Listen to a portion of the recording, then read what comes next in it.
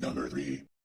This video comes from Cosmic Miggy, and in this video, somebody in the Philippines takes a picture of their backyard, and they happen to capture something that isn't all quite human. My problem is this picture happens to be perfectly centered on what could be a duende. Kind of sketch. In the lines of this kind of research, the way I see it is this: if it's too perfect, it most likely is fake, and this almost feels too perfect. They have a perfectly lined up shot of them creeping behind a tree where they happen to capture what looks to be a gnome or a duende. Just a simple picture. Wala lang talaga, yung parang kinuhanan ko lang talaga. And then on the next day, Monday, tinatry ko zoom. Actually, tinatry ko zoom.